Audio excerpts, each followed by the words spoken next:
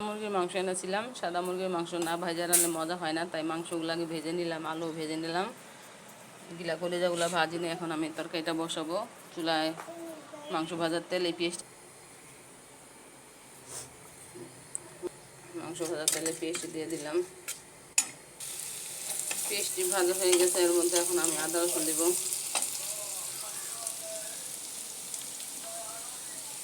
আদা রসুন বাটা দিয়ে দিলাম, আর কিছুটা দিয়ে দিলাম। এখন আমি ধনিয়ার গুঁড়ো দিব, 1 চামচ ধনিয়ার গুঁড়ো দিয়ে দিলাম। ধনিয়ার গুঁড়ো দিলে আদা রসুনের ছিটে কম। একটু ভেজে নিব। এখন হলুদ মরিচ দিয়ে দিব, মরিচের গুঁড়ো দিয়ে দিলাম 1 চামচ,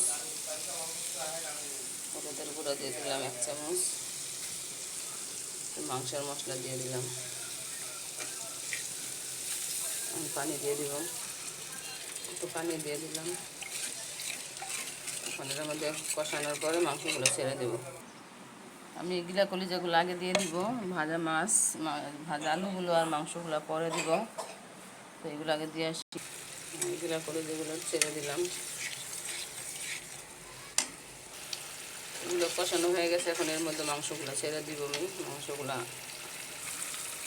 মাংস ভাজা, তাই আলুগুলো একটু আগে দিলাম। আলুগুলো একটু কষানোর পরে মাংসটা দিয়ে দিব। এখন মাংসগুলো আমি ছেড়ে দিব আলুগুলোর সাথে। আলুটা একটু কষায় নিলাম, মাংস ছেড়ে দিব এটার ভিতরে। ভাজা মাংস হতে সময় লাগবে না, তাই একটু ধীরে দিয়ে দিলাম। তার ভিতরে হলো সাদা মুরগি, তো হালকা একটু কষায় নিলাম। এখন পানিগুলো দিয়ে দিলাম। একটু বলক আসলে তরকারিটা হয়ে যাবে।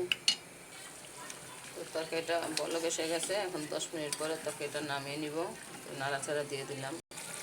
তো চলে আসলাম 10 মিনিট পরে। 10 মিনিটের ভিতরে একটু ঝোল টেনে গেছে, মাংসটা সিদ্ধ হয়ে গেছে, আমার রান্নাটা পারফেক্ট হয়ে গেছে। তো সবাইকে আল্লাহ হাফেজ, সবাই ভালো থেকো। ভিডিওটা ভালো লাগলে লাইক কমেন্ট সাবস্ক্রাইব করে দিও। আল্লাহ হাফেজ।